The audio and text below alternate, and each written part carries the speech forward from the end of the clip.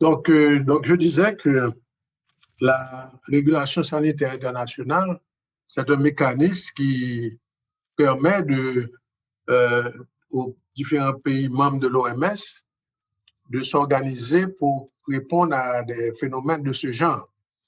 Et donc, il y a des procédures, il y a aussi une série de choses à mettre en place pour que la réponse soit organisée en cas d'émergence d'une nouvelle épidémie dans un pays membre de l'OMS.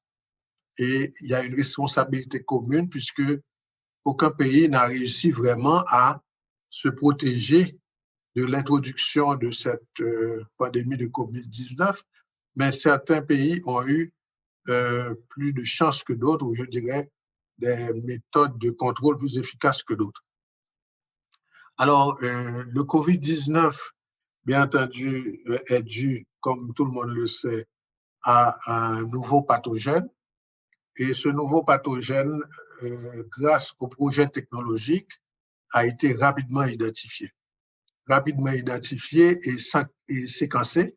C'est ainsi qu'une semaine après la déclaration de cette épidémie, déjà, nous avions quelques données et au début de janvier, il y a eu une publication des séquences du nouveau pathogène. Ce qui a permis, bien sûr, de développer rapidement des tests de laboratoire pour le diagnostic. Alors, quel est le rôle effectif du laboratoire dans ce diagnostic-là? Eh bien, le rôle du laboratoire, au début, c'est de dépister la maladie, de dépister le nouveau pathogène. Et quand il y a un test efficace, le mécanisme de dépistage est enclenché. Il faut dire que dans la détection, c'est une étape qui va vers le rapportage. Et le rapportage lui-même va se cristalliser sous la forme de données qui sont transmises à la haute instance de la santé publique pour pouvoir prendre les mesures appropriées. Et il faut aussi considérer que ces mesures de santé publique qui vont être prises, eh bien, elles vont être déclenchées au plus haut niveau. C'est-à-dire que le processus de réponse va demander un lancement d'alerte. N'est-ce pas? L'alerte sera déclenchée par le directeur général de la santé et après avoir évalué le risque, n'est-ce pas? Et automatiquement que cette alerte est déclenchée, eh bien, les plus instances de l'État, c'est-à-dire le président de la République, le Premier ministre, vont pratiquement prendre des mesures à l'échelle nationale pour permettre la réponse et pour permettre au ministère de la Santé de contrôler la maladie et de contrôler l'extension de la maladie en utilisant toutes les ressources à tous les niveaux du secteur de santé. Et pour arriver à cela, il faut une certaine préparation. C'est ainsi que dans le cas d'Haïti, les discussions sur cette nouvelle épidémie qui avait émergé à Wuhan en Chine, eh bien, ces discussions avaient commencé dès décembre 2019 et un comité formé des différentes directions centrales s'était réuni pour établir, n'est-ce pas, un dispositif de réponse. À travers ce dispositif de réponse, il y avait deux directions en particulier qui devaient se préparer activement. C'était la direction d'épidémiologie du laboratoire et de recherche et la direction du laboratoire national. Il y a d'autres directions qui étaient activées également, notamment la direction de promotion de la santé, la direction de la communication et, bien entendu, la direction générale suivait de près tous les éléments qui pouvaient permettre de suivre l'évolution de l'épidémie à l'échelle internationale. Maintenant, le système de dépistage aux frontières a été mis en place de concert avec la direction d'épidémiologie de laboratoire et de recherche et le laboratoire national a mis en place tout ce qu'il fallait pour le diagnostic de ce nouveau pathogène. je dois dire que la mise en place du diagnostic a été possible parce qu'il y avait une certaine préparation en amont. Ce n'est pas quelque chose qui est arrivé par hasard. En réalité, le laboratoire national fait partie d'un réseau international de surveillance et de réponse de l'influenza depuis plusieurs années et il est désigné par l'OMS comme National Influenza Center. Donc, le National Influenza Center, c'est un centre de l'OMS qui est contrôlé par l'OMS, qui est monitoré à partir du Global Influenza Response et Surveillance and Response System situé à Genève, à l'OMS à Genève. Et donc, il reçoit régulièrement des intrants pour le diagnostic et aussi une assistance technique par des virologistes de l'OMS. C'est ainsi que toute l'équipe du laboratoire national avait déjà été formée pour le diagnostic et l'identification des virus de l'influenza. Donc, quand nous avons appris l'arrivée de ce nouveau pathogène, nous avons reçu très rapidement une assistance technique et les réactifs nécessaires pour pouvoir identifier le COVID-19, plus particulièrement le SARS-CoV-2. Et c'est ainsi que dès février, le laboratoire national pouvait déjà faire le diagnostic et de concert avec les efforts de dépistage qui étaient menés aux frontières et dans la population, et on pouvait déjà éliminer les cas de COVID-19. Et vous savez très bien ce qui est arrivé, c'est qu'en mars, nous avons eu des personnes qui venaient de points chauds, notamment de l'Europe et de l'Espagne, et qui avaient transité par l'Espagne et par la France et la Belgique. Et nous avons donc, grâce à ce système en place, on a pu détecter les premiers cas de COVID-19. Alors, bien entendu, il y a eu une période où on n'avait pas énormément de cas et on se demandait si finalement il n'y aurait pas d'émergence réelle ou importante du COVID-19 en Haïti. Mais très vite, nous avons déchanté puisque nous avons remarqué une augmentation progressive des cas confirmés et nous avons vu un pic qui s'est manifesté très rapidement aux alentours du mois de mai. Mais heureusement, ce pic n'avait pas été de très longue durée et nous avons, à partir de la 28e semaine épidémiologique, constaté une décroissance et cette décroissance s'est poursuivie et jusqu'à présent, nous voyons que cette décroissance continue. L'épidémie a tendance à s'améliorer. Alors, pourquoi fait-on quel est le rôle spécifique du laboratoire dans ce système? Eh bien, le rôle spécifique du laboratoire, c'est tout simplement de dépister les cas de cette maladie, de cette nouvelle maladie, d'une part, et il a aussi un rôle pour déterminer quand la maladie arrête de circuler, quand le pathogène arrête de circuler, et c'est aussi important, c'est une phase aussi importante que celle du début, qui consiste à bien entendu, détecter les premiers cas, suivre l'évolution, mais ensuite aussi pouvoir déclarer que le pathogène ne circule plus. Car toutes ces données sont primordiales car elles permettent d'ajuster la réponse, n'est-ce pas, à l'épidémie. Alors, qu'est-ce qu'on a à notre disposition? Nous avons, comme je disais, nous avons établi une stratégie de diagnostic du COVID-19 en Haïti.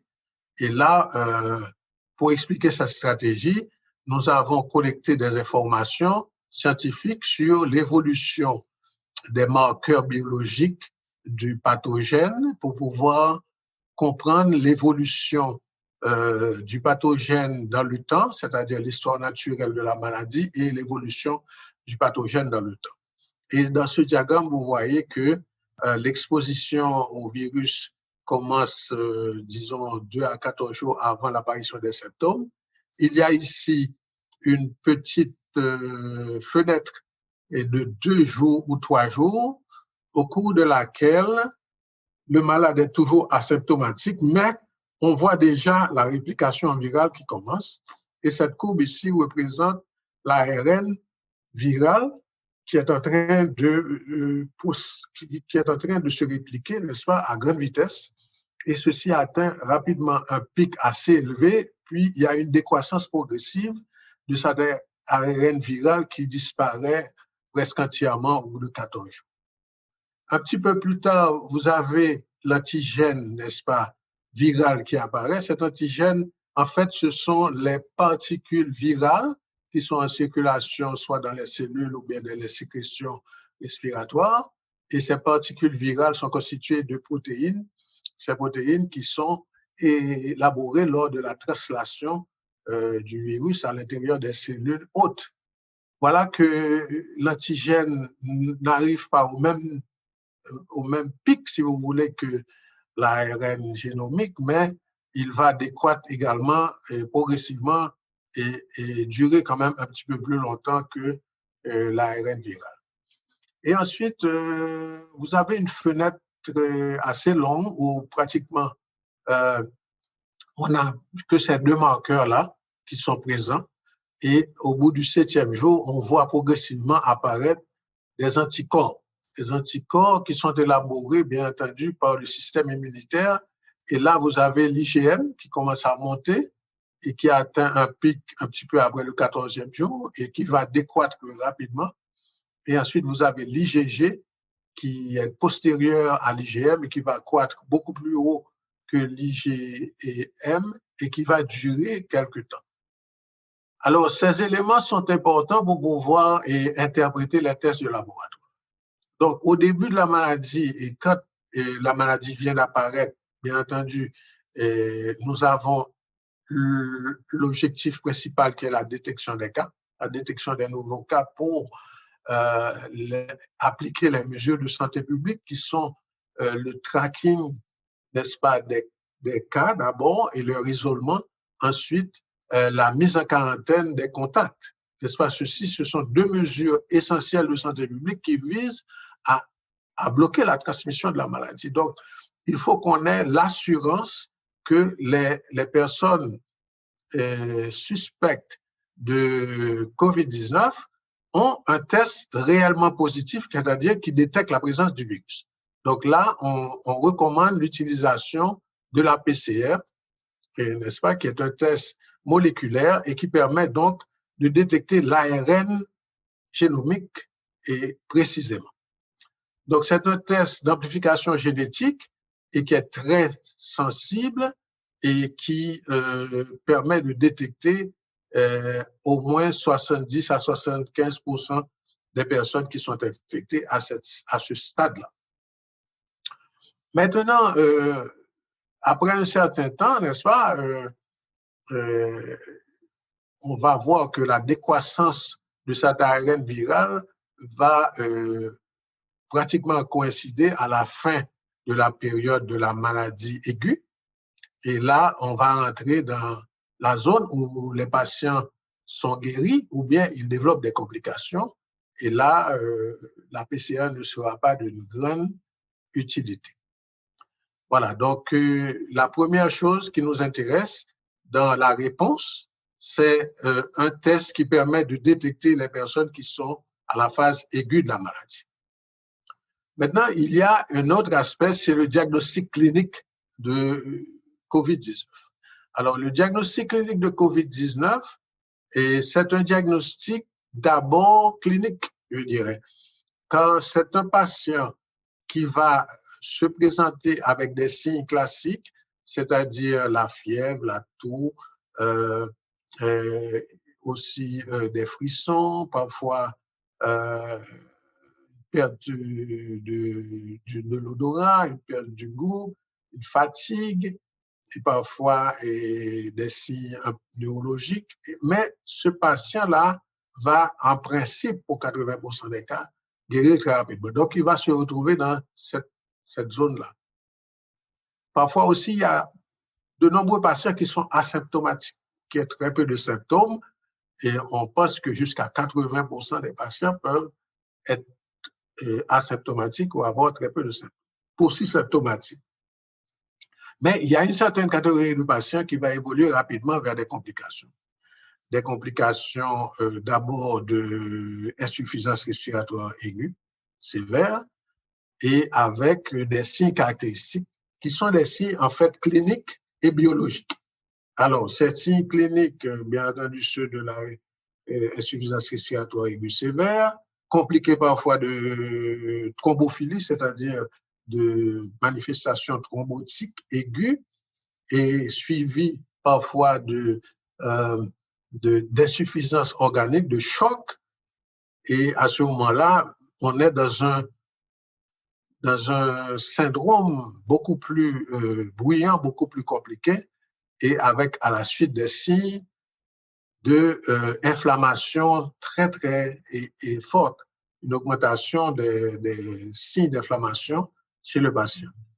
Eh bien, dans ce cas-là, le de ce patient va se baser sur plusieurs critères cliniques, biologiques, radiologiques, et c'est vraiment une autre situation. Pratiquement, c'est la prise en charge avec tout le Bataclan des tests appropriés, mais on doit noter quand même que ces patients vont parfois être négatifs en PCR, mais notamment, ils vont avoir souvent une lymphopénie, ils vont avoir des signes radiologiques caractéristiques et ils vont avoir des signes de thrombose et de perturbations organiques, que ce soit hépatique, et rénale, et cérébrale, etc.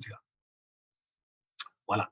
Donc, qu'est-ce que nous savons vraiment de ce virus? Et nous savons que le virus est de transmission par contact de surface contaminée, par les postillons émis lors d'un éternuement ou bien de partage de sécrétions respiratoires aux personnes infectées. On sait qu'il peut être également retrouvé dans les selles, l'urine et le sang. On sait que l'ARN du virus de SARS-CoV-2 est détecté 1 à 2 jours avant le début des symptômes et jusqu'à 25 à 50 jours après l'apparition des... On sait que le taux d'ARN viral atteint un niveau maximum au bout des 5 premiers jours après l'apparition des symptômes et diminue progressivement après l'apparition des anticorps. Et on sait enfin que la disparition de l'ARN viral n'est pas toujours associée avec l'augmentation des anticorps, surtout chez les personnes très malades. Alors, quelles sont les méthodes de diagnostic de référence du COVID-19? Comme je le disais, fort heureusement, le pays disposait de ces méthodes. Donc, nous n'avons pas eu à nous référer aux laboratoires de référence régionaux. Nous avions ici en Haïti même toute la technologie nécessaire pour faire ce diagnostic. Donc, nous avons utilisé le test de biologie moléculaire, la méthode RT-PCR, Real-Time PCR, et nous avons 2 niveaux, le RT-PCR centralisé et le RT-PCR décentralisé. Alors, c'est quoi? Le RT-PCR centralisé, ce sont des machines de haut débit qui peuvent donc traiter un grand nombre de spécimens à la fois. Et c'est une technologie complexe qui requiert un labo de niveau central ou régional avec du personnel formé. Et là, on doit insister sur la préparation. Car on ne peut pas développer ce genre de technique ou de technologie ou de diagnostic du jour au lendemain. Il faut une préparation et cette préparation, dans le cas du laboratoire national, a duré plusieurs années. Donc, il y avait un staff de technologistes bien préparés et il y avait aussi au niveau des centres gestion, au niveau du laboratoire Rodolphe Mérieux, un staff de techniciens très bien préparés qui avaient l'habitude de manier ces méthodes-là pour d'autres types de diagnostics.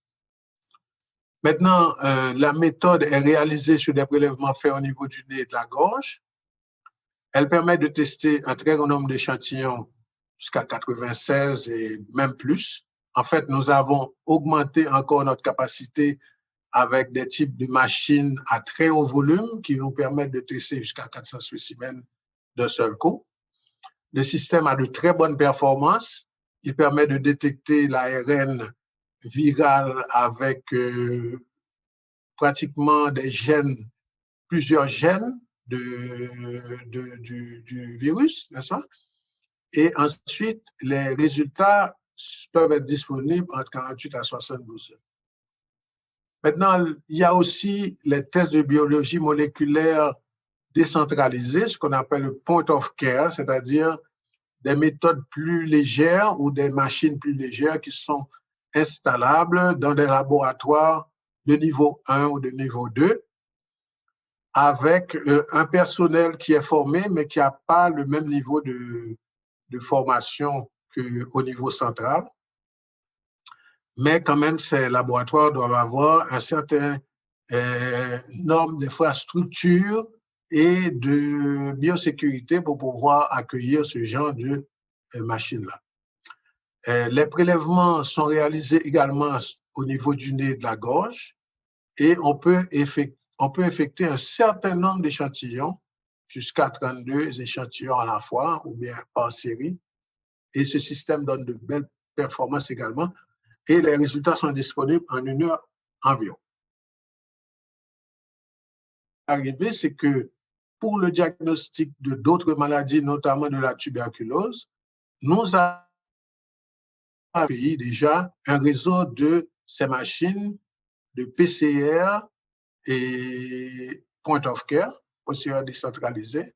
Et en fait, nous en avions déjà une quarantaine dans le pays, notamment 25 de ces machines dans les différents départements sanitaires pour le diagnostic de la tuberculose, ce qui fait que tous les départements sanitaires ont la capacité théorique de faire le diagnostic de COVID-19 par la méthode de PCR. Et en dehors de la PCR, donc, il faut comprendre que dans cette situation, c'est que Haïti a une capacité importante de diagnostic moléculaire. Donc, nous avons utilisé cette capacité pour pouvoir assurer la surveillance, la détection des cas de COVID-19. Maintenant, il y a des tests de diagnostic sérologique. Les tests de diagnostic sérologique sont des tests unitaires rapides de diagnostic. C'est une technologie très simple qui ne nécessite pas d'infrastructure de laboratoire. La méthode est réalisée sur des prélèvements de sang effectués par piqûre au bout du doigt. Ça permet de faire un test unitaire de diagnostic rapide qui est réalisé sur un patient à la fois. Les performances sont acceptables, mais ça dépend du moment du prélèvement des échantillons. Les résultats sont disponibles environ 10 à 30 minutes après le prélèvement. L'utilité de cette méthode est discutable pour le triage aux frontières ou dans le cadre de la surveillance de la maladie au niveau de la communauté. Parce que, comme je vous l'avais montré dans le premier slide, il y a une fenêtre sérologique qui va jusqu'à 10 jours pendant lesquels ces tests sont entièrement négatifs, même si le patient est infecté par le COVID-19.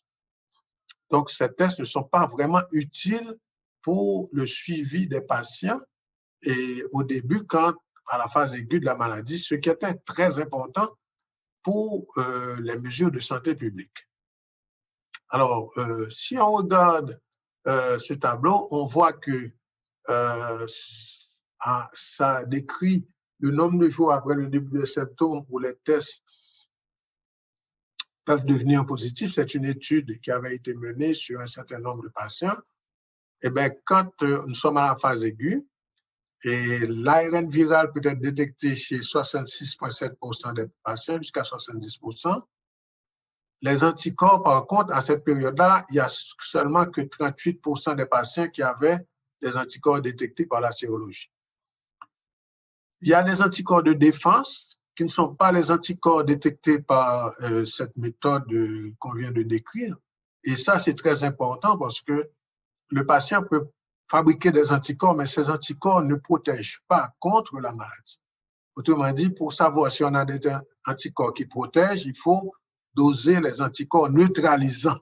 Et ceci n'est pas à la portée des laboratoires ordinaires. Ceci, c'est une technique très élaborée qui est réalisée dans certains laboratoires de référence.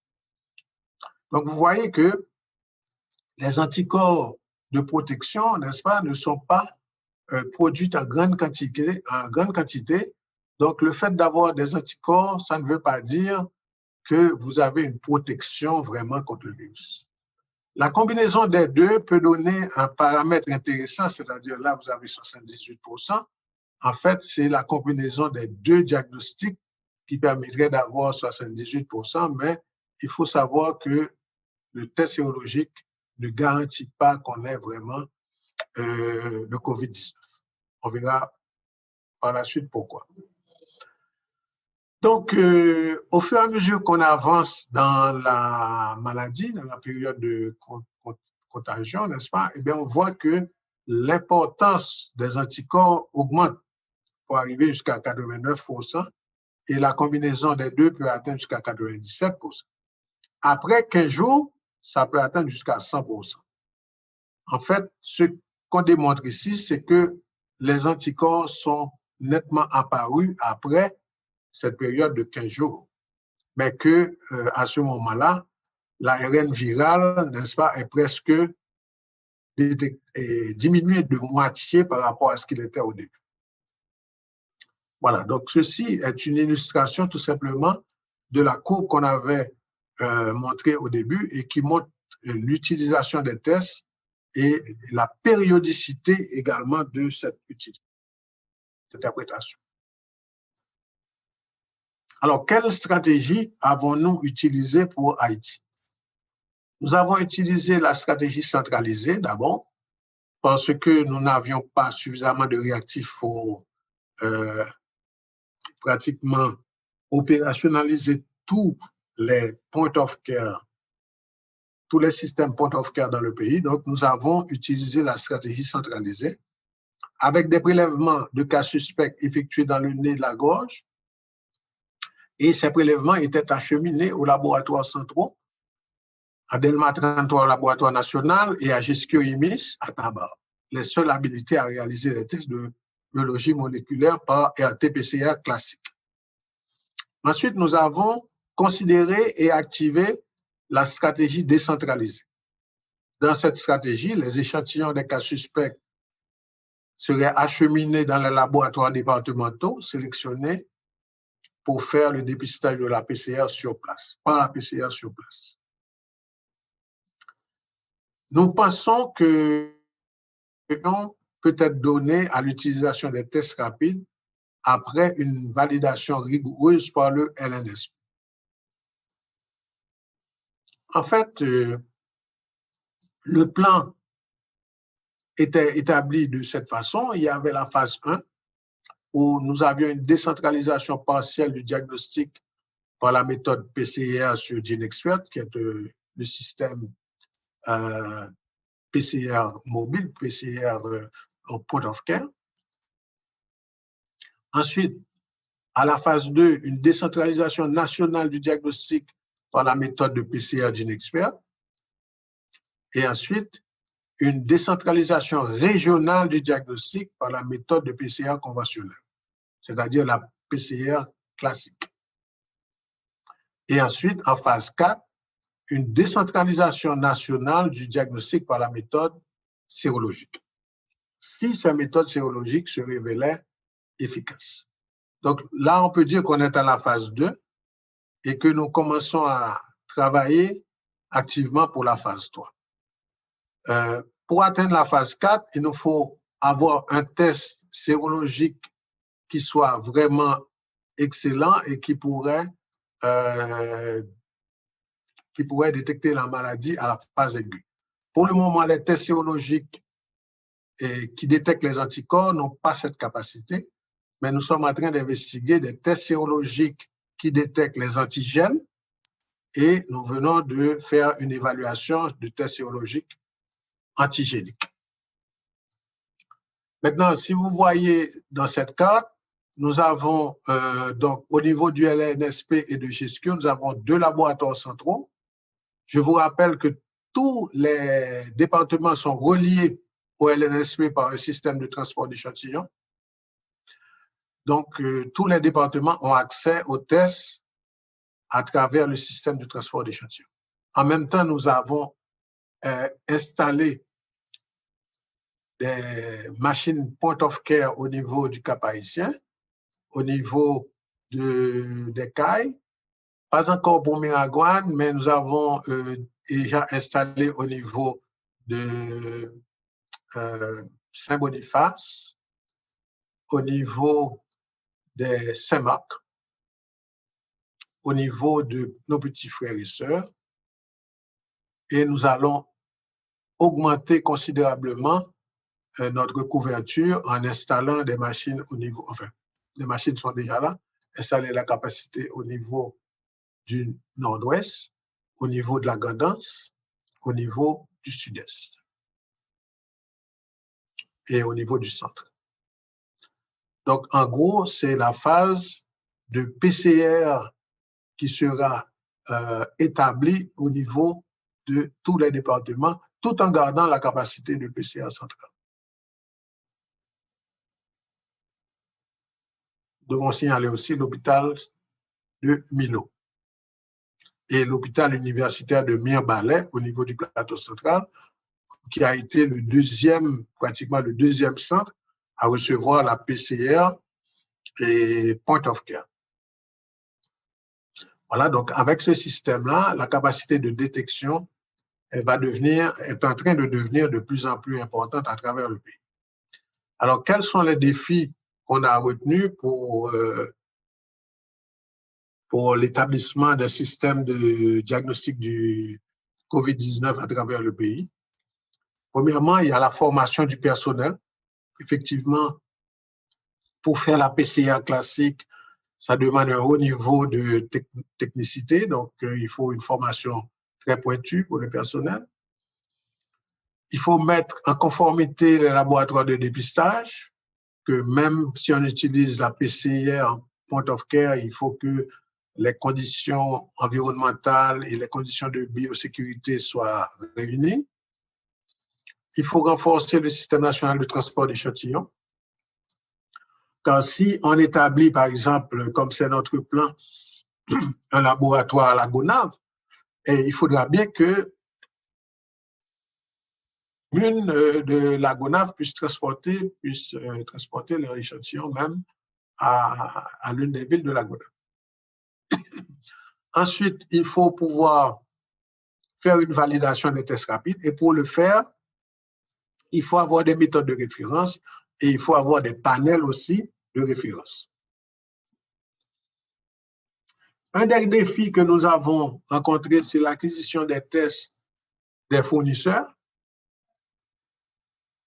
C'est très important cet aspect-là parce que avec l'épidémie qui faisait rage et qui fait encore rage aux États-Unis, eh bien, le gouvernement américain a pris une loi qui est le Defense Act, qui impose aux fournisseurs de tests de garder ces tests pour l'usage de la gestion de l'épidémie aux États-Unis.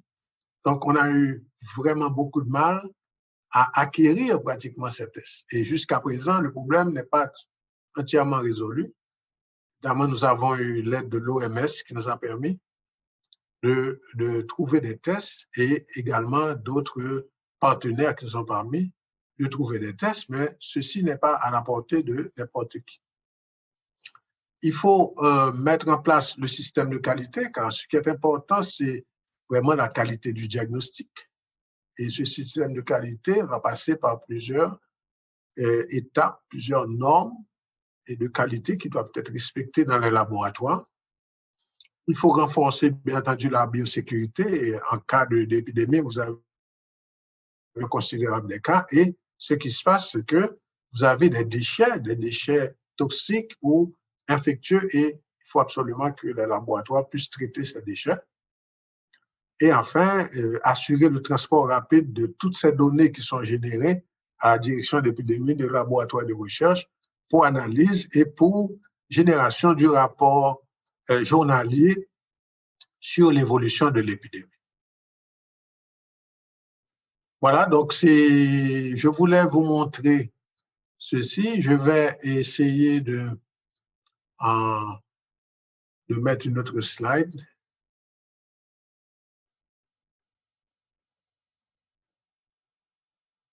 Je ne sais pas si on voit ça. Oui, très bien. OK. Donc ça, c'est la distribution des spécimens collectés et testés et le pourcentage de positivité par semaine épidémiologique au LNSP. Et là, vous voyez que ça a commencé à la 12e semaine épidémiologique qu'on a détecté les premiers cas. Et pendant de la 12e semaine à la 18e, 17e semaine, pratiquement, c'était relativement plat, pas beaucoup de cas. Et brusquement, à la 18e semaine, on voit une ascension progressive et nous avons eu le pic, n'est-ce pas, à la 23e semaine et ensuite une décroissance progressive. Dans ce slide qui date de juillet, nous avons encore 20 à 30% de positivité, mais actuellement, nous avons atteint aux environs de 9% de positivité. Donc, la décroissance continue. Et donc, ces données sont extrêmement importantes parce qu'elles, comme vous voyez, ce sont des données de laboratoire, mais elles sont additionnées aux données de syndromiques et elles permettent de voir vraiment clairement l'évolution de la maladie sur le territoire.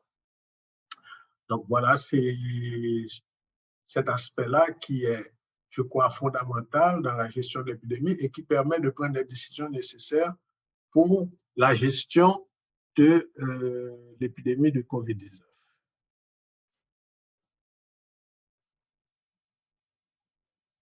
Bien, merci Jacques. Merci. Alors, je suis à votre disposition pour les questions, bien entendu. Et concernant ce dépistage et concernant aussi les points d'interprétation des tests et d'autres points qui pourraient faire l'objet de discussions, bien entendu. OK, merci Jacques de cette belle présentation. Donc, pour le moment, je n'ai pas noté encore de questions de l'assistance. Donc, j'encourage tout le monde à poser des questions, à dialoguer avec notre conférencier. Peut-être je vais demander à David s'il peut rappeler comment les participants peuvent solliciter une intervention à travers le Zoom. Qui a été publié par le ministère pour les tests rapides IgG-IgM de COVID-19. Parce que, comme je l'ai dit, ces tests rapides, ils sont faciles de réalisation, mais ils ont leurs limitations. Alors là, le ministère rappelle que l'impact des tests sérologiques pour le COVID-19 est limité pour le dépistage et la détection des cas suspects de COVID-19. Ces types de tests fournissent des résultats différents des tests moléculaires. Ils indiquent le développement d'anticorps par une personne qui a été infectée par le virus à un moment donné, récemment ou parfois dans le passé. Et il est très difficile de déterminer exactement quand cela s'est produit. De nombreux patients commencent à développer des anticorps 8 à 12 jours après l'apparition des symptômes et plus de 90% deviennent séropositifs au bout de 2 semaines environ.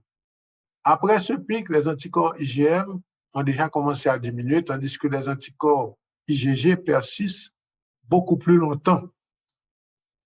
En raison de cette cinétique de production d'anticorps, du retard de la séroconversion et de la séropositivité persistante après l'infection, on ne peut pas utiliser vraiment les tests sérologiques d'anticorps pour établir un diagnostic de COVID-19 aigu ou récent. Les tests moléculaires restent la méthode de choix pour détecter les infections aiguës de SARS-CoV-2, agent du COVID-19. Donc, il y a 4 situations où on pourrait utiliser ces tests. C'est quand on va mener des études épidémiologiques de prévalence pour savoir quel pourcentage de personnes dans la population a été infecté par le COVID-19. Deuxièmement, d'identifier les donneurs potentiels de plasma convalescent, une technique qui n'a pas été vraiment utilisée en Haïti.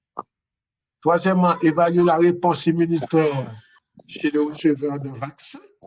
Bon, il n'y a pas encore de vaccin vraiment en utilisation. Et enfin, chez les patients hospitalisés avec des cas sévères qui sont arrivés tard et qui présentent un PCR négatif. Là, c'est une situation clinique un peu particulière qui permet. Non, peut-être. Alors,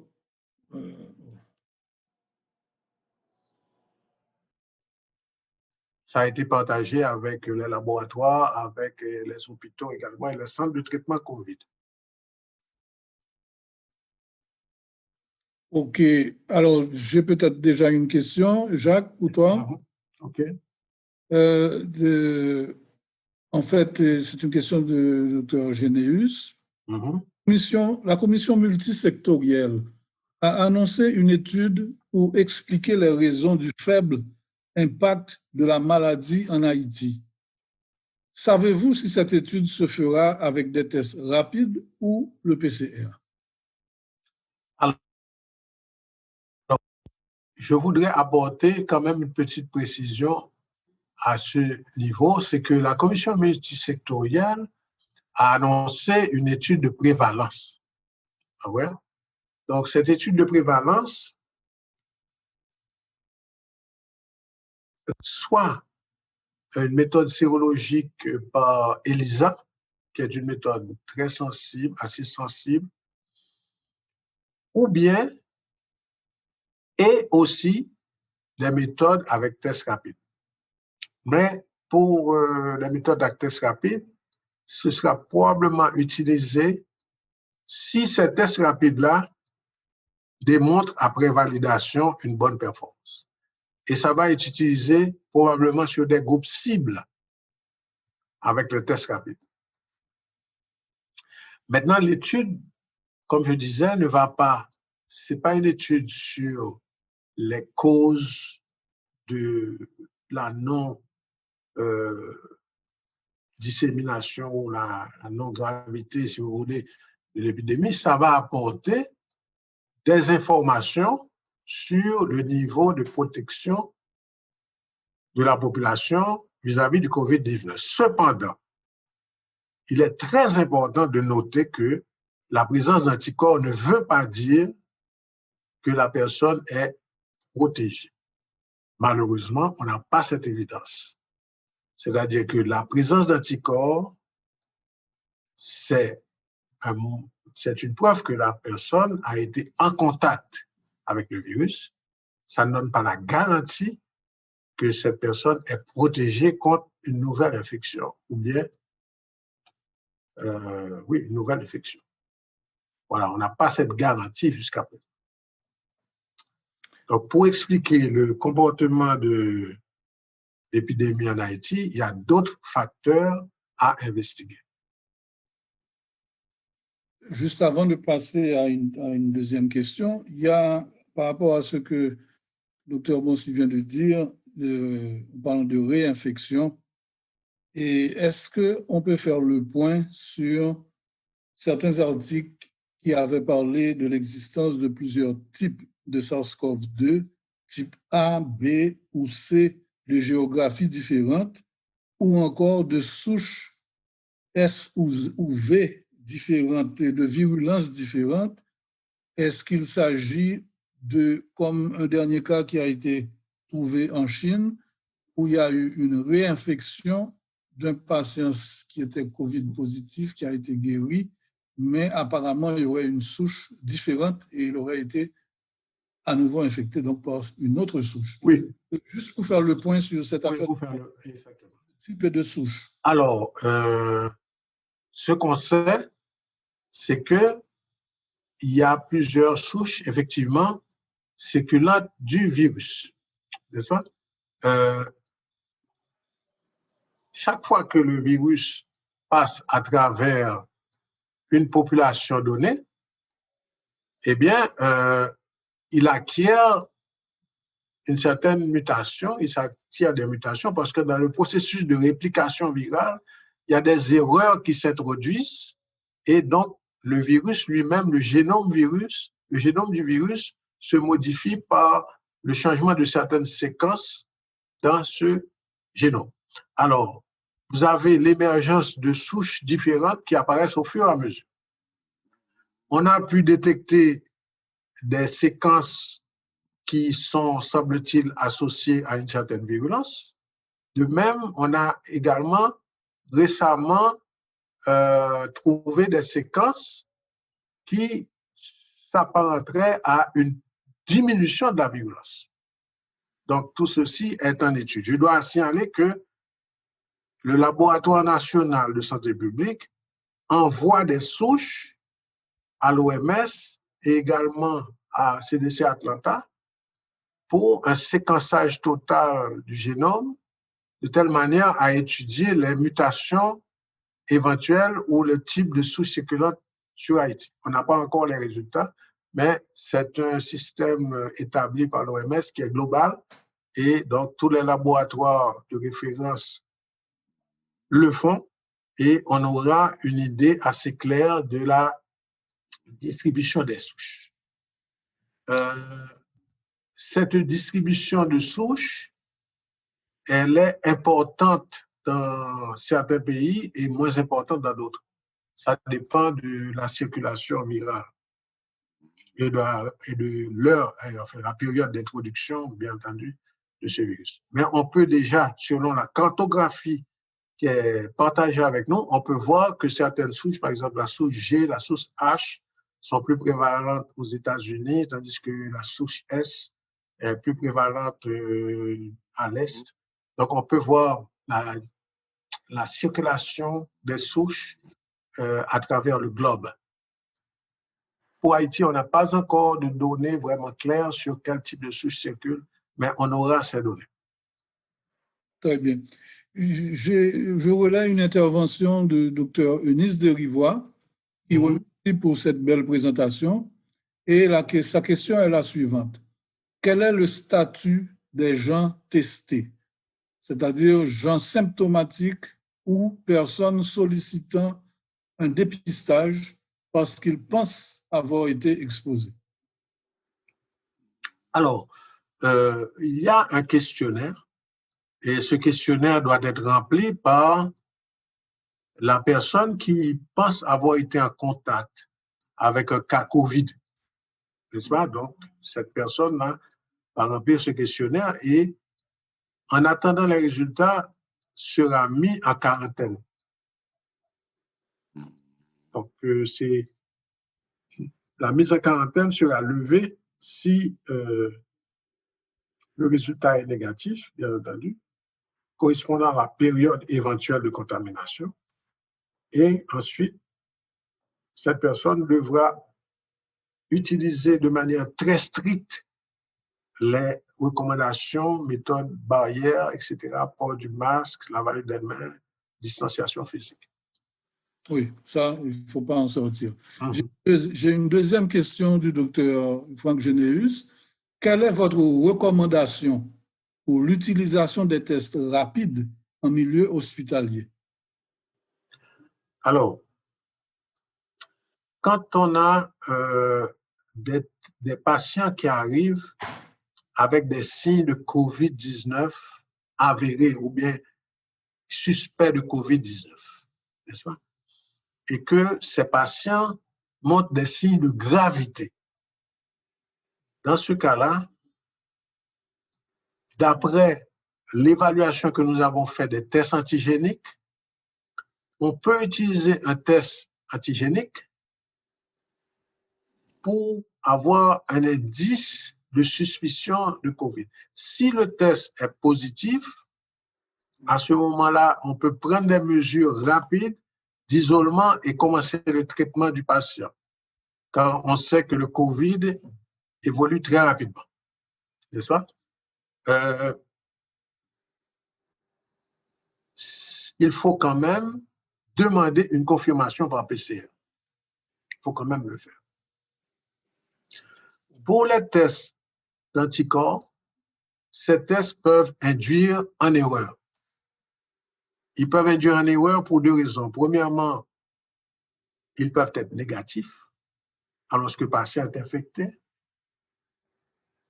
Et s'ils sont positifs, ils ne sont pas la preuve d'une infection par COVID-19. Je dois vous dire qu'il y a 3 autres coronavirus qui circulent dans le monde et ces coronavirus sont bien antérieurs au SARS-CoV-2. En plus, ce sont des coronavirus humains. Et ces coronavirus humains-là, ils donnent des rhumes. Et la personne qui a eu ces coronavirus aura parfois un test positif avec le test coronavirus SARS-CoV-2.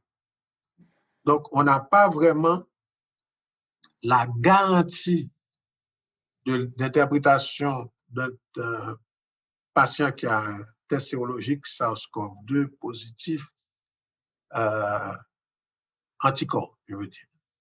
Test anticorps pour diagnostic sérologique SARS-CoV-2.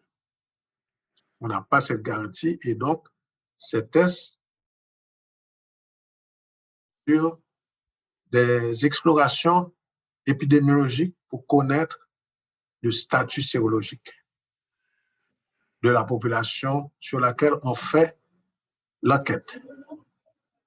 Sur le plan clinique, ils n'ont pas une grande valeur, sauf si vous avez un patient qui arrive tard, et qui a eu vraiment une image clinique et biologique de COVID-19, que vous faites ça en association avec un PCR.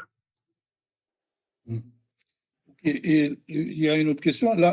Justement, à propos des anticorps, la coexistence d'un PCR, enfin d'un PCR qui s'est négativé pour un patient qui avait été un patient COVID, et qui a donc un nouveau test, un PCR qui est maintenant négatif, plus il a des IgG, des anticorps IgG. Est-ce que cette association signifie guérison? Non. Comme je l'ai dit, les anticorps protecteurs ne sont pas les anticorps qui sont détectés par le test. Un des exemples de ce genre de manifestation, c'est le VIH-Sida. Quand un patient est infecté par le VIH-Sida, il devient rapidement positif, séropositif. Mais ces anticorps qui sont produits à un titre extrêmement élevé ne sont pas du tout protecteurs, n'est-ce pas, contre le virus. Eh bien, c'est un phénomène similaire qu'on observe dans la COVID-19. Vous avez beaucoup d'anticorps, ces anticorps ne sont pas forcément protecteurs. Pour pouvoir détecter les anticorps protecteurs, il faut faire une autre méthode qu'on appelle la méthode de plaque reduction, neutralisation AC, le test de réduction des plaques. Et ce test ne peut être réalisé que dans des laboratoires très spécialisés. Et en fait, on ne le fait pas d'une manière routinière. Nous avons aussi une étudiante en 2e année de médecine à l'UNDH, Moerika Carré-François, qui demande pourquoi n'avoir pas fait de dépistage dans les rues. Alors, ce qui est important, c'est les capacités d'abord. Ensuite, il faut un questionnaire, il faut remplir un questionnaire. Ce que le ministère a pu faire en matière de dépistage communautaire, c'est d'envoyer des agents communautaires dans les différents foyers en essayant d'identifier les cas suspects et les amener au diagnostic, au dépistage. Ceci a été fait surtout dans le département de l'Ouest, à grande échelle, et d'ailleurs l'OMS a produit une félicitation pour le département de l'Ouest pour sa stratégie de dépistage communautaire. Autre question de Dr Toussaint. À quel moment le patient asymptomatique doit être testé, retesté? Alors, c'était une question vraiment pendante parce qu'au début, on ne connaissait pas vraiment la durée d'infectiosité. Et maintenant, on s'est rendu compte, après une publication, enfin, après des études de CDC notamment, que la grande majorité des patients devenaient non infectieux après 10 jours. Même barrette.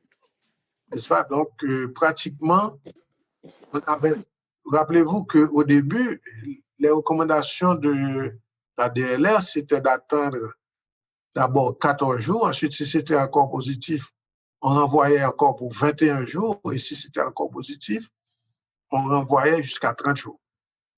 Et c'est pour ça que dans les rapports qui sortaient, il n'y avait pratiquement pas de patients guéris. Et il y avait surtout des cas actifs. Mais cette nomenclature a été changée. Et maintenant, on estime qu'un patient, après 2 semaines, il n'est plus infectieux. Alors, j'en profite pour... Il y a plusieurs questions qui se rejoignent sur cet aspect de guérison ou pas. Et justement, sur quoi se base-t-on en dehors du nombre de jours pour estimer que le patient n'est plus infectieux? Alors, les études ont porté sur la culture de virus à partir de prélèvements faits chez les patients. Donc, si le virus ne peut pas se répliquer, c'est qu'il n'est pas viable. Évidemment, on ne peut pas utiliser le terme viable pour un virus parce que les virus ne sont pas vivants. Ils sont, en quelque sorte, ils peuvent se répliquer, n'est-ce pas, après un certain temps. Mais ce qui arrive, c'est que les virus, après une certaine période, n'arrivent plus à fabriquer suffisamment de protéines pour fabriquer des particules qui sont infectantes. Mais par contre, ce qu'on retrouve au niveau des tests PCR, c'est l'ARN viral qui est toujours présent en certaines quantités dans les voies respiratoires supérieures. Mais ce n'est pas le virus complet. Donc, en fait, on ne peut pas faire pousser ces virus après un certain temps dans les milieux de culture. Donc, on estime qu'il n'y a plus d'effectivité. Peut-on faire rapidement le point sur la signification d'un PCR positif après plus d'1 mois chez un patient asymptomatique? Donc, supposé. C'est ça. Donc, c'est le cas que je viens de signaler. Il y a eu, à un certain moment de la durée, une très forte réplication virale. Beaucoup d'ARN résiduels sont restés dans les voies respiratoires supérieures. On détecte surtout cet ARN. Il faut bien préciser que la méthode de PCR n'identifie pas les virions. Ce n'est pas le virus entier qui est détecté grâce à la méthode de PCR, c'est l'ARN viral. Or, l'ARN, c'est le matériel génétique. C'est pratiquement, ce matériel génétique n'est pas infectieux en lui-même. C'est pratiquement la partie centrale du virus, si vous voulez. Mais le virion lui-même, c'est-à-dire le virus entier, avec ses protéines, a disparu. Donc, il ne reste que ce reste de matériel viral qui est détecté par le test. Okay. Une autre question de Dr Derivoire. Quelles sont les stratégies et moyens envisagés pour faire face au défi de décentralisation des tests? Alors, je dirais que le défi de décentralisation des tests, ça a été tout d'abord de pouvoir avoir les tests. Ce n'est pas évident. Comme je vous l'ai dit, beaucoup de ces tests étaient inaccessibles. Donc déjà, avec l'OMS, on a pu travailler et on a pu avoir un certain nombre de tests. Donc c'est déjà très encourageant. La deuxième chose, c'est je dois saluer l'efficacité de l'équipe de biologie moléculaire du Laboratoire national qui a organisé des missions d'activation des différents laboratoires qui sont situés au niveau des hôpitaux départementaux du pays et de certains hôpitaux communautaires.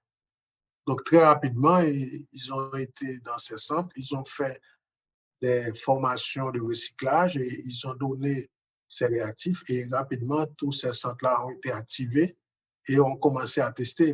Effectivement, il faut considérer le coût de cette opération qui est quand même très élevé et donc pour maintenir cette capacité au niveau des différents départements.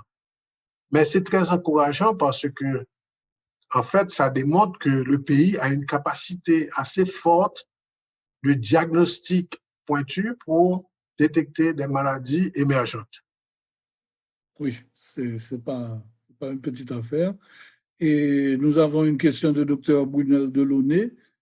Oui. Quelle est la valeur d'une lymphocytose chez un patient suspect de COVID-19? Alors, dans le COVID-19, d'après toutes les publications, celles des Chinois, des Américains et des autres, il y a une lymphopénie qui est annonciatrice qui est plutôt péjorative, n'est-ce pas?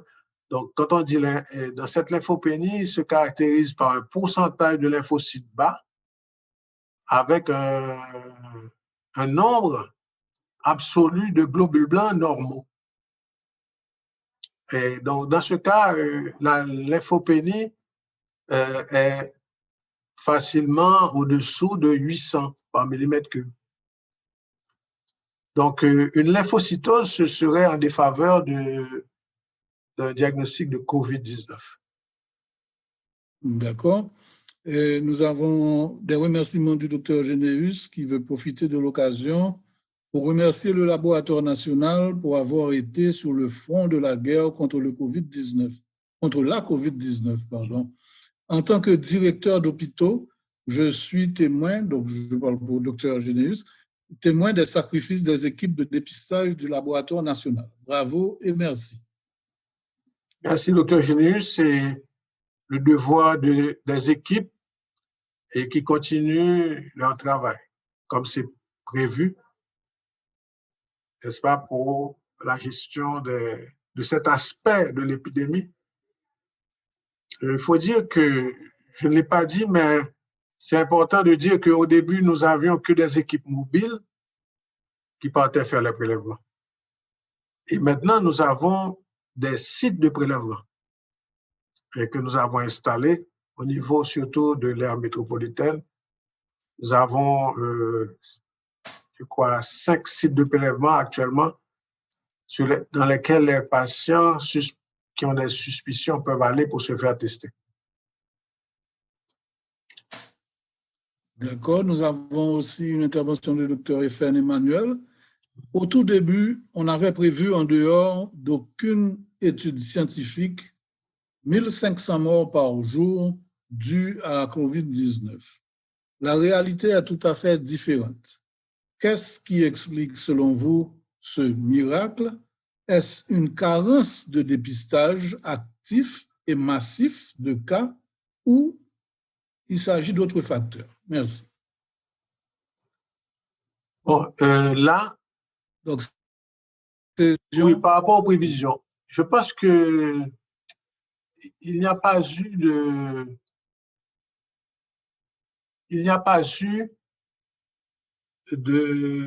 dépistage massif, comme on dit. Le dépistage a été utilisé d'abord pour les points d'entrée. N'oubliez pas que nous sommes une île et que les pays insulaires sont favorisés d'une certaine manière puisque forcément l'épidémie viendra de l'extérieur. Et dans le cas d'Haïti, nous avions 2 aéroports internationaux, des ports et aussi la frontière, malheureusement, qui est un problème. Donc d'abord, toutes ces capacités étaient dirigées vers les points d'entrée. Et ensuite, nous avons eu l'évidence d'une transmission communautaire et au cours de la transmission communautaire, il y a eu un rush. Beaucoup de personnes sont arrivées. On a essayé de gérer avec les moyens dont nous disposons. N'oubliez pas que le PCA lui-même coûte beaucoup d'argent. Donc, les capacités, nous avons utilisé les capacités que nous avions. Évidemment, ça n'a pas été dépassé, mais nous sommes passés très près de la rupture de stock. Donc là, il faut être réaliste.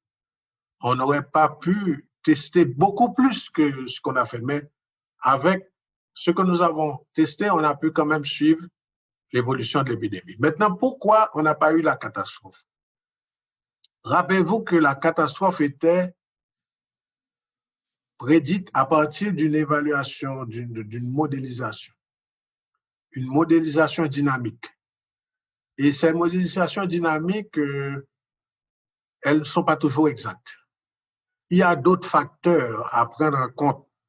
Par exemple, la situation à New York n'est pas la situation à Port-au-Prince. Or, à New York, vous avez une ville très dense, c'est entendu, mais vous avez beaucoup d'immeubles avec des ascenseurs, vous avez, c'était l'hiver aussi, vous avez le métro, vous avez des habitudes de vie qui sont différentes d'Haïti. Ici, ce n'était pas la même chose, c'est un pays insulaire, les gens vivent au grand air, il n'y a pas d'immeuble, il n'y a pas cette concentration, et aussi, il y a d'autres facteurs que nous ne connaissons pas encore, par exemple, est-ce qu'il y a un facteur génétique?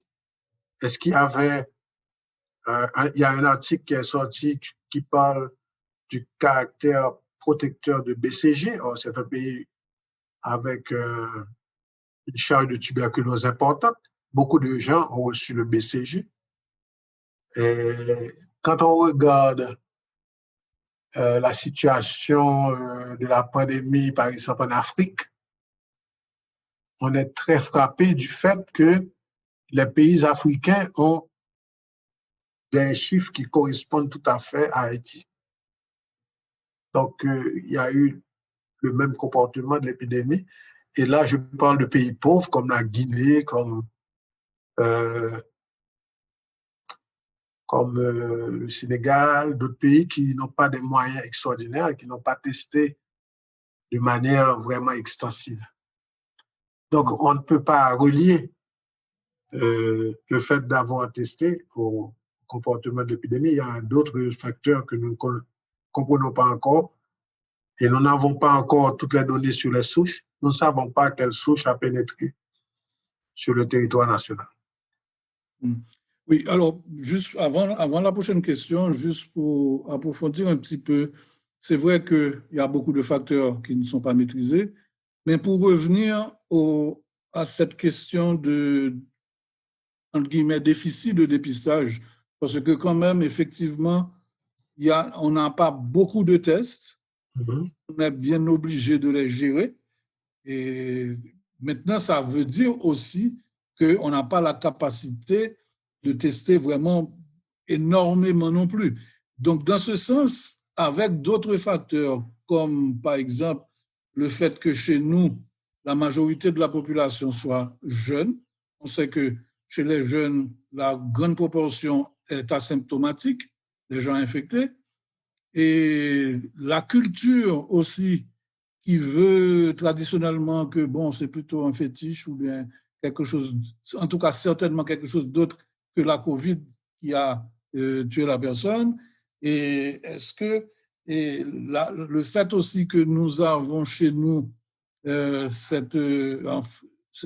est très enclin à la stigmatisation et la discrimination, qui fait que les gens vont peut-être cacher la maladie. Est-ce que tout ça ne contribue pas aussi au résultat qu'on a que, bon, apparemment, il n'y a pas énormément de cas?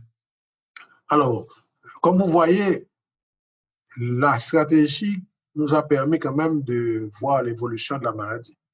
C'est-à-dire, on a pu déterminer le pic et ceci correspondait à des événements qu'on avait pu détecter, c'est-à-dire l'apparition de fièvre dans différents quartiers, etc. Et ça correspondait tout à fait à l'évolution de l'épidémie. Donc, pour le suivi de l'épidémie, c'était suffisant. Maintenant, il y a un facteur quand même important, c'est le fait que les centres COVID n'étaient pas surchargés. Et ça, c'est important. Parce que dans la République voisine, les centres COVID ont été dépassés, surchargés. Donc en Haïti, ça n'a pas eu lieu. Bien que le ministère ait pris un peu de temps pour créer ces centres, comme vous savez, au début, il y a eu des problèmes d'acquisition de PPE, n'est-ce pas? Donc, il y a beaucoup d'hôpitaux qui n'avaient pas la capacité quand même de prendre en charge ces cas correctement. Ensuite, ça a pris un certain temps pour mettre en place les fameux centres de traitement COVID, mais ils n'ont jamais été débordés, ces centres. Or, justement, c'est un indicateur important. Parce que s'il y avait eu un tas de cas non détectés, ou du moins un tas de cas graves, on l'aurait vu. Comme c'est arrivé, par exemple, en Équateur, qui est un pays qui n'est pas très riche, mais on a eu des gens qui mouraient dans la rue. Ça, ce n'est pas arrivé en Haïti. D'accord. Donc, nous avons un commentaire de la FADIMAC. L'équipe de la FADIMAC a suivi avec intérêt la présentation du docteur Jacques Boncy. Nous souhaitons que vous arriverez assez rapidement à décentraliser le dépistage à travers Haïti. Bonne besogne. Merci à la FADIMAC et au docteur René Charles, mon professeur. Notre professeur. Et nous avons Cécile Gaetana qui remercie le docteur Boncy. Par rapport à cette pandémie, on peut noter un certain relâchement, je dirais un relâchement certain, au niveau de la population. Et on entend dire partout que la pandémie est en régression. Est-ce que les tests se font toujours de manière soutenue? Parce que même les bulletins d'information se font rares. Est-ce qu'il y a à craindre des infections avec des souches plus virulentes? C'est de Vixamar, docteur Vixamar T.G, résident en médecine d'urgence à l'hôpital universitaire de Mirebalais. Alors, les tests se font toujours et il y a une décentralisation qui a commencé. Ensuite, les tests se font toujours et il y a même plus de points pour se faire tester, puisque, je l'ai dit, nous avons des centres de prélèvement. Oui, donc ça continue et on observe une diminution du taux de positivité chez les cas suspects. Maintenant, est-ce qu'on a le risque? Vraiment, les gens il y a un problème de communication. Et je sais que le gouvernement fait des efforts pour augmenter la communication au niveau du public pour expliquer que l'épidémie n'est pas terminée et qu'il ne faut pas laisser tomber les mesures barrières. Tous les pays qui ont réouvert ont eu des périodes de résurgence plus ou moins fortes, parfois très peu, parfois très importantes. Il y a 2 pays insulaires qui ont réouvert entièrement, l'Inde et l'Islande, et ils ont connu des petits pics, mais ils ont réussi à contrôler la situation. D'autres pays ont connu des pics assez importants, de deuxième vague en quelque sorte, et ont dû refermer. Nous sommes un pays insulaire aussi. Je pense que le réservoir de virus a considérablement diminué, mais qu'il y a un risque quand même, parce que pour l'amplification du réservoir, ça ne va pas se voir immédiatement. Ça peut se voir après 1 mois et demi, 2 mois. Donc, nous avons une période là qui est un petit peu difficile. Ça a l'air d'être plat, mais ça ne veut pas dire que l'épidémie est finie. Ensuite, il y a un facteur très important à mon sens, c'est que le COVID-19, enfin le SARS-CoV-2, circule moins puisque d'une part, il y a eu des mesures, d'autre part, il y a eu des protections individuelles, n'est-ce pas? D'autre part, il y a eu des personnes qui ont été infectées, donc qui ont développé une certaine immunité. Mais il est toujours là, donc il peut tomber à n'importe quel moment sur une personne qui a des facteurs de risque. Et donc, dans ce cas-là, vous pouvez avoir moins de cas, mais vous pouvez avoir de temps en temps des cas sévères, surtout chez des personnes qui ont des facteurs de risque. Donc, les personnes qui ont des facteurs de risque doivent être particulièrement précautionneuses, à mon sens, et ne pas baisser la garde. Je pense que c'est très important de souligner ça parce que le contraste est vraiment très fort avec quand on regarde dans les rues, dans nos rues actuellement, les masques sont plutôt rares et la distanciation sociale n'existe pratiquement pas.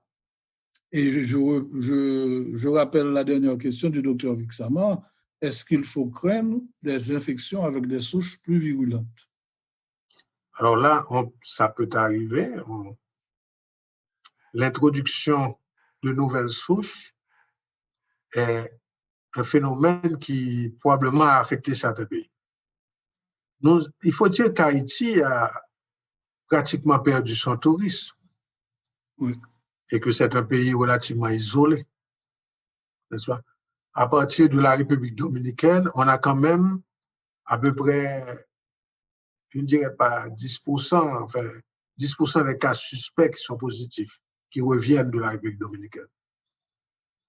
Donc ça veut dire qu'il y a toujours une possibilité d'introduction via la République dominicaine. Mais on ne sait pas ce qui peut arriver, mais en principe, Haïti n'est pas tellement ouvert. Ce n'est pas un pays très ouvert où il y a beaucoup de pénétration. Ceci est très différent, par exemple, de nos voisins qui ont eu près de, je ne sais pas, 10 millions de touristes, quelque chose comme ça l'année dernière. Ce n'est vraiment pas le cas pour ici. Quelque chose malheur est bon. Bon, on ne peut pas tout avoir. Et une remarque aussi sur la décentralisation. Enfin, c'est vrai que plusieurs sites ont été ouverts, des sites de prélèvement.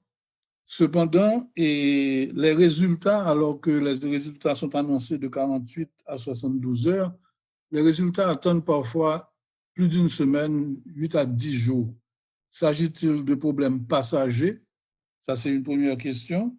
Et puis, deuxième question, c'est l'accueil au niveau de ces sites. Par exemple, est-ce qu'il ne faudrait pas, ce serait peut-être bien de compléter la formation des jeunes qui travaillent au niveau de ces sites pour l'accueil psychologique du patient. Parce que quand le patient vient chercher son résultat et qu'on lui dit simplement, bon, c'est pas prêt, et qu'on ne lui donne aucun repère, qu'est-ce qu'il doit faire, parfois, on peut peut-être essayer de travailler sur cette situation. Donc, il y a l'aspect psychologique de l'accueil dans ces sites et il y a l'aspect aussi du délai de plus de 72 heures. Jusqu'à 10 jours. Alors, effectivement, il y a des périodes où il y a des difficultés au niveau central, par exemple, approvisionnement ou bien autres raisons techniques qui fait que les résultats peuvent dépasser ce temps-là. Et on travaille dessus. Et ce qui a trait à la réception des patients, on a instauré un système de réception et de gestion des résultats. Et nous avons 2 spécialistes en communication qui ont les numéros de téléphone des personnes, qui les appellent et qui leur transmettent parfois les résultats par WhatsApp, ou bien qui leur donnent un rendez-vous pour venir chercher les résultats. Et ils ont un problème. Souvent, ils appellent et il n'y a pas de réponse. Et on pense que c'est dû à la crise énergétique. Les téléphones sont déchargés. Et à ce moment, ils doivent appeler à nouveau. Donc, c'est un problème qui est lié aussi à la logistique. Et donc, c'est à mettre au compte des différents défis que nous rencontrons dans un tel système. Et on travaille, bien entendu, pour améliorer cela. OK. Le docteur Efren Emmanuel envoie un grand merci au docteur Bonsi. Et la question, craignez-vous, docteur Bonsi, une deuxième vague de COVID-19 sur Haïti pendant l'hiver et qui se serait surajouté à la grippe saisonnière. Y aurait-il des stratégies de contrôle de pareilles éventualités? Sincères félicitations au LNSP. Alors, merci docteur. Et effectivement, on a eu 2 pics d'influenza l'année dernière. Et il y a un pic pendant l'été et qui était dû au virus B, influenza B, Victoria. Et ensuite, il y a eu un deuxième pic pendant la période hivernale qui s'est continué jusqu'en mars à peu près. Donc, la grande question, est-ce que le COVID-19 est saisonnier? On ne sait pas encore s'il est saisonnier. Si on a une décroissance des anticorps protecteurs, ça veut dire que le COVID-19 va se comporter comme un peu le virus grippal. Et donc, on aura des périodes. Évidemment, ça ne sera pas aussi brutal que la première rentrée du virus parce qu'il y a quand même une partie de la population qui est immunisée, mais le nombre de susceptibles va déterminer l'importance du pic et on ne sait pas encore quelle est vraiment la quantité de susceptibles en circulation. L'étude sérologique qui a été faite dans les pays comme par exemple l'Espagne ou bien d'autres pays a montré que la prévalence pour un pays qui a subi une attaque, une vague extrêmement sévère comme l'Espagne ou l'Italie, la séroprévalence ne dépassait pas 25%. Ça voudrait dire que 75% de la population est encore susceptible. Ou est-ce que l'immunité contre le coronavirus est plus cellulaire que sérologique, en fait, que humorale. Et si c'est le cas, à ce moment, on ne sait pas combien de susceptibles on a, car c'est très difficile d'évaluer l'immunité cellulaire. Donc, ce sont des inconnus et on va voir ce qui va se passer. Et de toutes les manières, le système de surveillance de la grippe est toujours là, actif. Comme je l'ai dit, il y a le Global Influenza Surveillance and Response System et nous continuons à faire la détection des cas suspects de grippe sur le territoire. Donc, on verra bien. Maintenant, on a 2 systèmes parallèles. On a la détection des COVID et on a la détection des influenza. Donc, on pourra déterminer ce qui va se passer et si les co-infections seront la marque d'une morbidité plus élevée. OK. Nous avons une question du docteur Wessner Jacotin, qui est résident en médecine d'urgence à l'hôpital universitaire de Mirebalais. Je remercie le docteur Bonsi pour sa présentation. Récemment, j'ai lu un article sur les groupes sanguins par rapport au PCR et on disait qu'il était très difficile de trouver un test PCR positif chez les groupes O. J'aimerais savoir ce que pense le docteur Bonsi de cet article. Merci. OK, je n'ai pas lu l'article, mais si on regarde la répartition des groupes sanguins en Haïti, on sait que la grande majorité des Haïtiens sont du groupe O. Donc, ça m'étonnerait beaucoup que sur les 12 ou 15 000 patients que nous avons testés,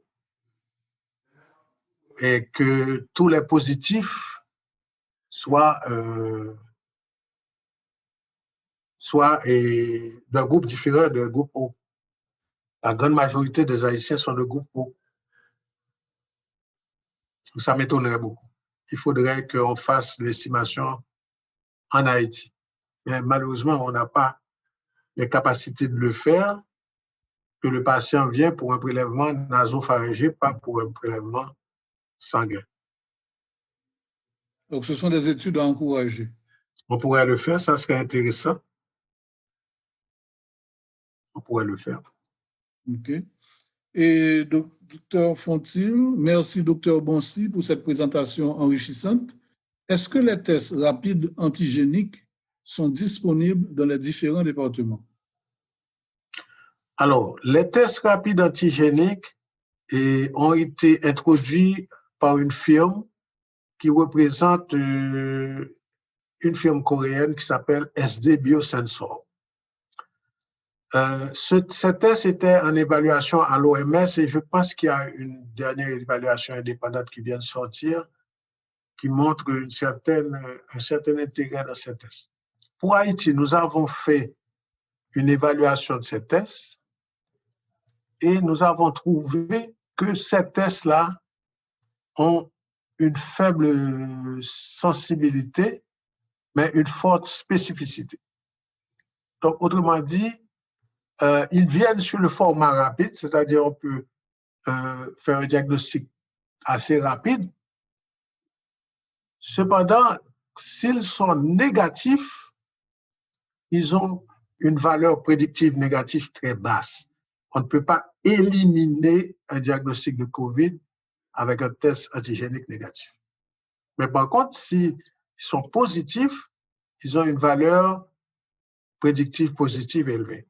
Donc, on peut, comme test d'orientation de diagnostic de COVID, sur un patient, par exemple, qui vient dans une salle d'urgence et pour lequel on doit prendre une décision, ces tests auraient un certain intérêt. Et comme ce sont des tests qui peuvent être réalisés avec un matériel qui est gardé à la température de la pièce, on peut les utiliser un petit peu n'importe où, enfin dans n'importe quel hôpital. Cependant, n'oubliez pas qu'il s'agit d'un prélèvement nasopharyngé. Donc, la personne qui va faire le prélèvement doit être munie de matériel de protection individuelle et avoir été entraînée pour faire un prélèvement nasopharyngé correct. Ça, c'est très important. Bien. Merci, docteur Bonsi. Je crois que j'ai fait le tour des interventions. Donc, je n'ai plus de questions. Et donc, je vais peut-être... nous avons un thumbs up de docteur Gabriel Timothée. Merci. Merci à mon ami Gabriel Timothée. Et donc, ça a été un plaisir. Et nous apprenons chaque jour de cette nouvelle pandémie-là. Et je pense que c'est l'occasion pour le système de santé de se préparer encore plus parce qu'il y aura d'autres épidémies. Et donc, c'est très important de considérer ça comme une situation d'entraînement, de préparation, d'apprentissage, etc. Et je formule quand même le vœu que la population aussi apprenne un peu la discipline avec cette épidémie-là. Je pense que c'est très important aussi. Effectivement, je crois que c'est un point essentiel et parce que il y a vraiment un manque de responsabilisation. Et dans une intervention, j'avais même parlé de la responsabilité citoyenne. Et vraiment, la population ne remplit pas son rôle de barrière à cette maladie. C'est ça, je pense que chaque personne est un acteur. Il faut que les gens fassent ce qu'ils doivent faire.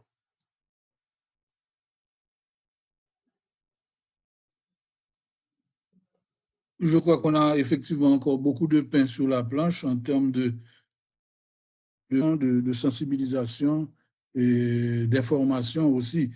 Et je ne voudrais pas terminer, avant de passer la parole au docteur Poitvin, je ne voudrais pas terminer sans rappeler par rapport aux questions qui ont été posées, et je crois qu'il y en a une aussi qui demandait où exactement, est-ce qu'on a une liste, puisqu'on a parlé de décentralisation du dépistage, est-ce qu'on a une liste où ces sites sont disponibles dans les différents départements? Alors, pour le dépistage, je vous enverrai une liste Pour la région métropolitaine, nous avons le centre de Delma 19, le centre de Delma 33, le centre de l'HEH qui est situé à la clinique de Lausanne et Roosevelt-Durand.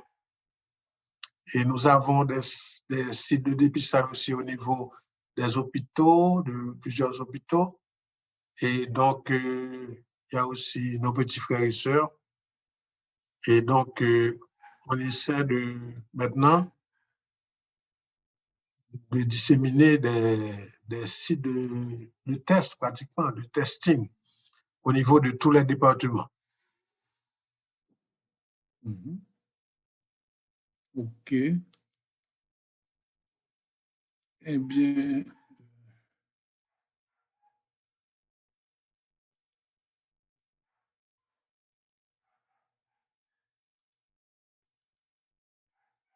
donc là, je crois qu'on va laisser la parole à Dr. Poitvin.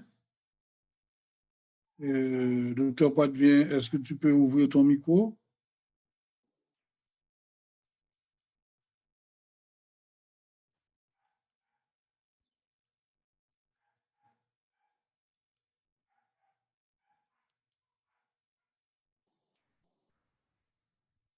Oui, bonsoir, vous m'entendez?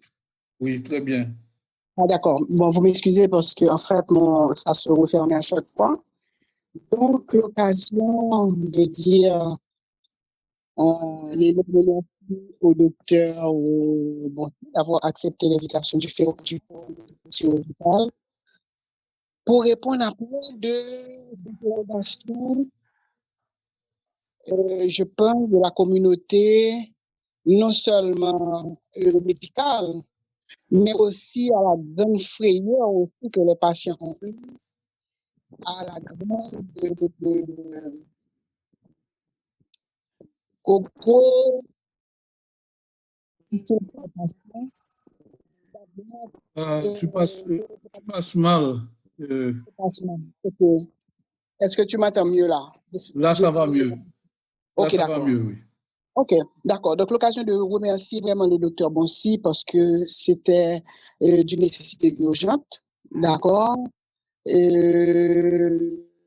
pour les patients, mais aussi pour le corps médical, de comprendre un tout petit peu parce que je pense qu'il y a eu beaucoup de frustration par rapport pour calmer les angoisses des uns et des autres et pour faire comprendre que les tests ne pouvaient pas être disponibles à qui le voulait quand il le voulait. Vu ce ne sont pas des tests courants et ce sont des tests sûrs, des tests certains.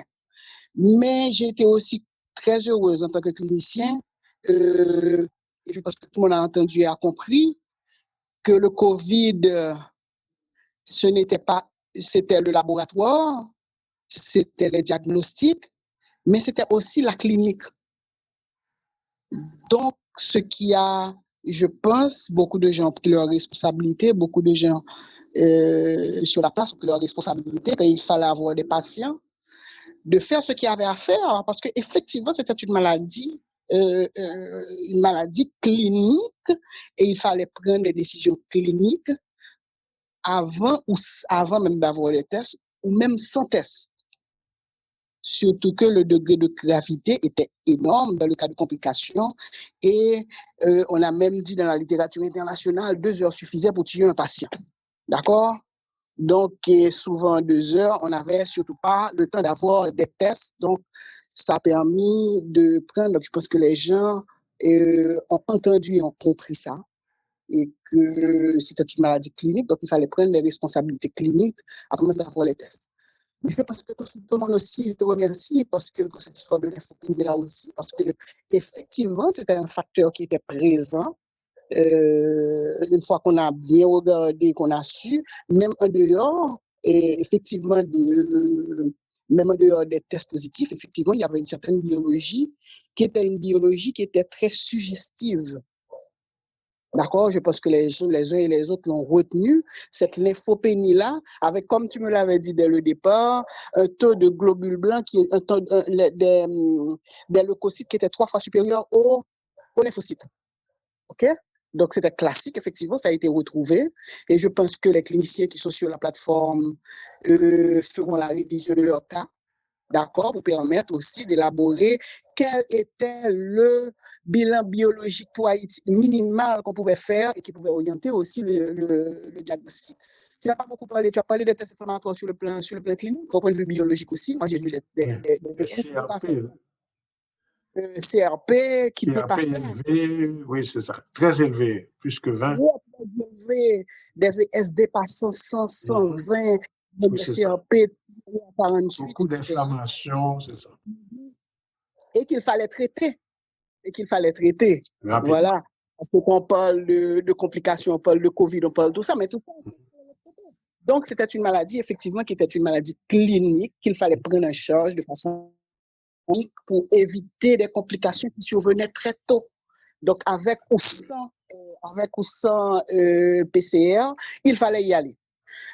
On a bien entendu aussi la capacité de réponse. On a été très heureuse de te donner la parole pour nous compter parce qu'on est loin de tout ça, pour nous compter, pour nous rassurer sur la capacité de prise en charge des infections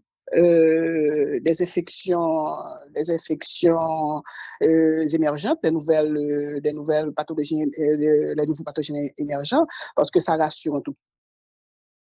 Sauf qu'on n'a rien, qu'on ne peut rien faire, etc., etc. Alors que il y a quand même une prise en charge et cela montre aussi que le degré de communication entre le secteur public et le secteur doit travailler encore plus pour augmenter le degré de communication entre le secteur public, qui est peut-être quelquefois trop refermé sur lui-même, et le secteur qui n'est pas public. OK, je ne veux pas dire privé, mais qui n'est pas public, où il y a souvent peu d'informations qui circulent, bien que je puisse dire aussi que les informations dans ce cas bien précis, si on suivait le MSPP, on avait des mises à jour périodiques, même si je me suis permise de dire que s'il y avait quelquefois une semaine de retard par rapport à ce qu'on devait savoir, mais je pense que le MSPP a fait l'effort d'être à jour.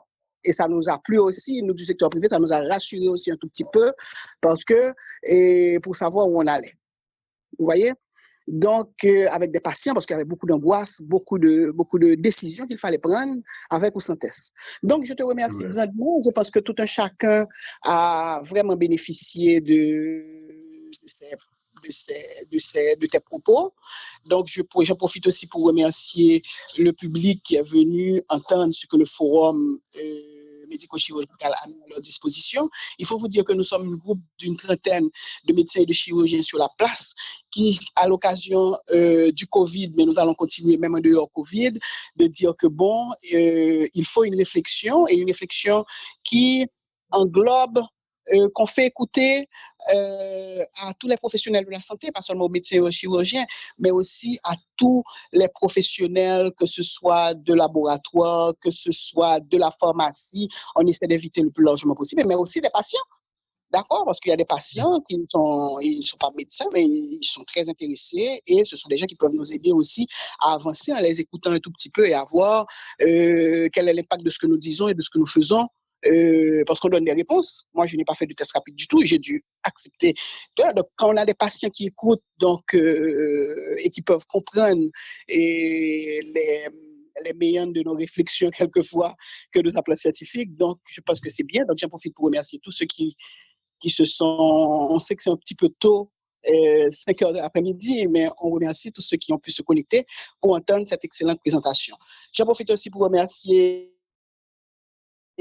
du groupe qui a animé la séance. Je remercie aussi notre hôte habituel, David Delaunay, d'accord, qui nous donne la possibilité au niveau du forum médico-chirurgical d'avoir ces 2 heures de réunion, OK, dans sa salle personnelle. Donc, nous le remercions également, nous remercions tout le monde. Et je veux vous dire aussi, au niveau du forum médico-chirurgical, je vois que plusieurs personnes demandent souvent les présentations audio, parce que nous faisons des enregistrements.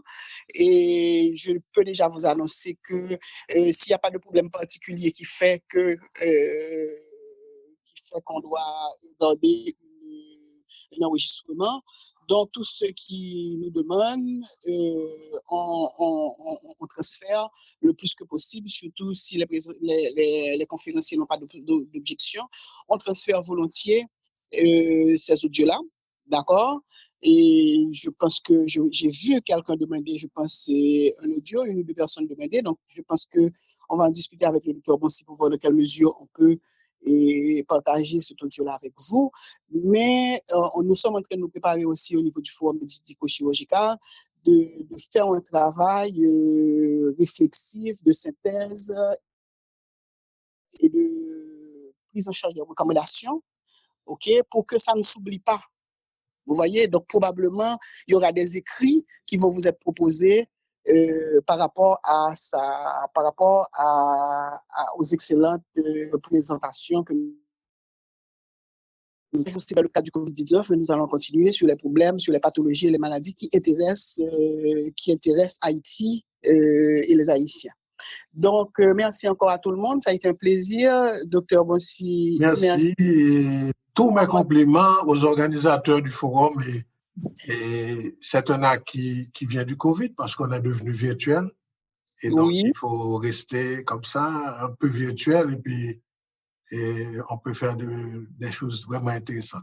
Merci encore de l'invitation. Alors, docteur Poitvin, peut-être juste une dernière intervention. On a encore 2 minutes avant la fin, parce que j'ai une toute dernière question. Je ne sais pas si tu es d'accord, docteur Bonsi, va prendre.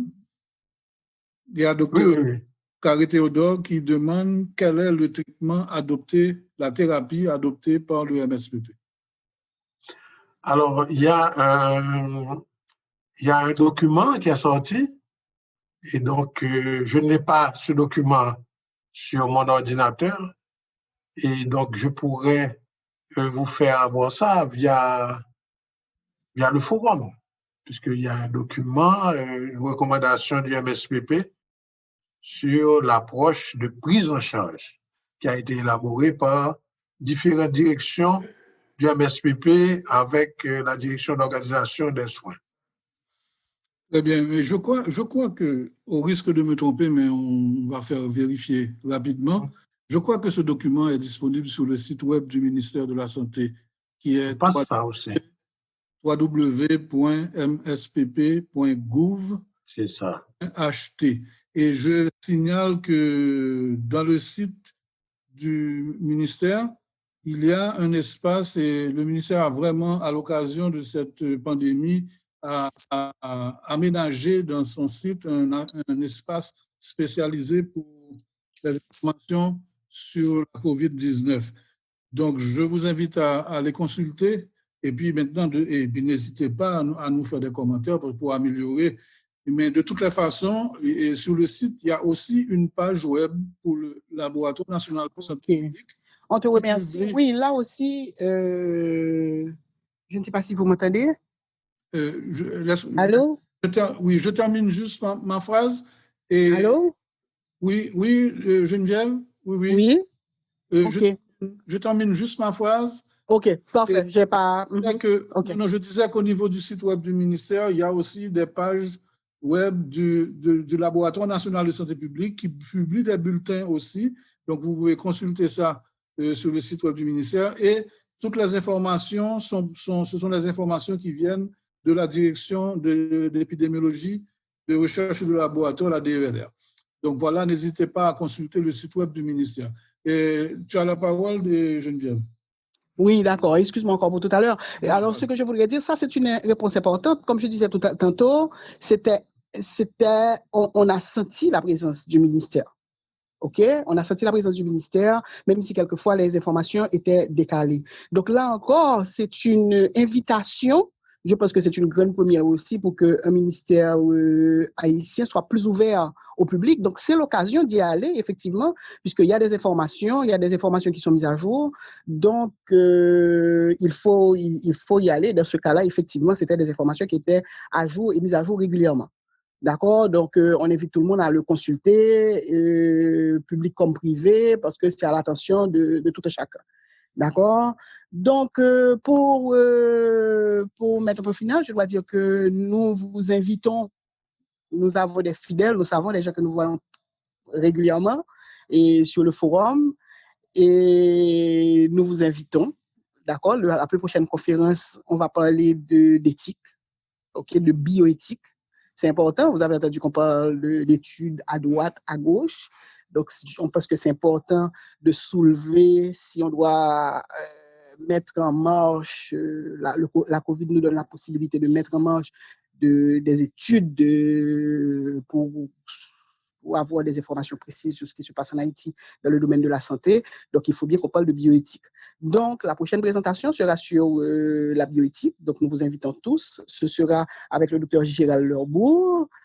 Et elle se fera, donc c'est dans 15 jours, hein, on a déplacé, on n'est plus le jeudi, on est plutôt le mercredi après-midi de 5 à 7.